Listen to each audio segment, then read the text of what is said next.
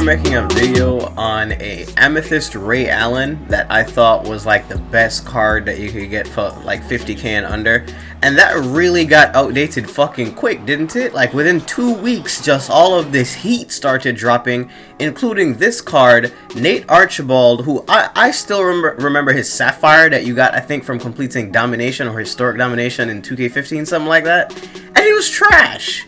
But this card is the best card. I don't know how long it will be, but this is the best card that you can probably get for 50k. Like that's just complete facts. 99 offensive overall, 99 defensive overall, comes with 17 badges, and to top it all off, he has Jamal Crawford's dribble package. Every single combo move Crawford has, he has the move. 99 speed, acceleration, and ball control. You're just asking to crack some ankles.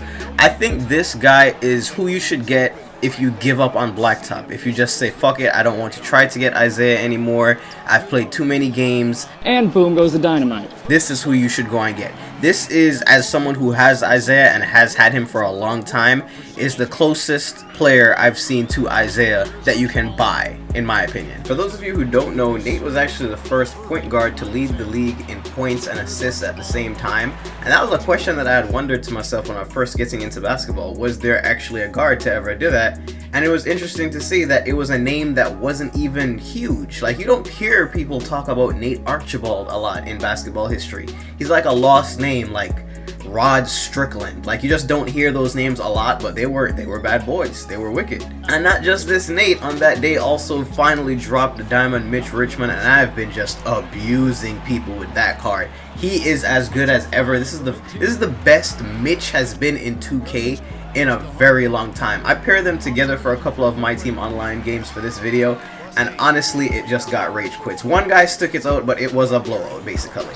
I didn't mean to do it on purpose, but they actually had a lot of plays where they assisted to each other or just played off of each other pretty well. If you're watching this video for the Mitch, I would say he's worth, because I sniped most of that collection, the rubies, for like, I sniped the rubies for mostly like 30,000 like throughout the year leading up to before the collection was out, and like nobody cared for them because I knew all that was missing were the golds. All I needed to get was the golds. So I made sure to get everything really low when nobody cared for the collection. I would say that for me it was worth it because I spent maybe 100 something thousand on the collection overall. No, I think it's worth maybe like 200,000. If you have the MT to do it, because this Mitch can be the starting 2 guard on just about any team. I have a team that has pink diamonds and just different options to like 97 overalls, but I'll still say that I could confidently start this Mitch at my 2 and he could be my go-to scorer for a whole game. It's worth it to lock it in if you're looking for a go-to scorer. I'll say that much. So if you were curious, then that should answer your question.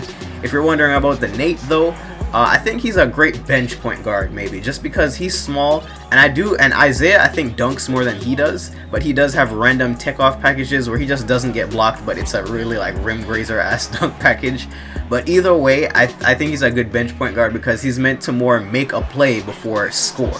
He will score, but he's there to make the play. There's a difference between those two things. And overall, it's just really cool to use somebody like him, I think. I think the beauty of MyTEAM, I was using a random squad builder the other night in MyTEAM Online. I think it might have been in one of these games too, where Dr. J was at my 3, and I was throwing lobs to Julius under break. Nate Archibald to Dr. J. Like that, being able to say that is the beauty of MyTEAM, in my opinion. Like, yeah, it's cool to have the Diamond Westbrooks and the Diamond Chris Pauls and, you know, whoever your favorite player is, but I think the beauty of MyTEAM comes from being able to use these kinds of players as well, because you'd never imagine yourself to be like, wow, I fucking love Nate Archibald. You probably don't say that to yourself every day when you talk about basketball. So using players like him gives you a chance to appreciate them more when you probably don't on a day-to-day basis.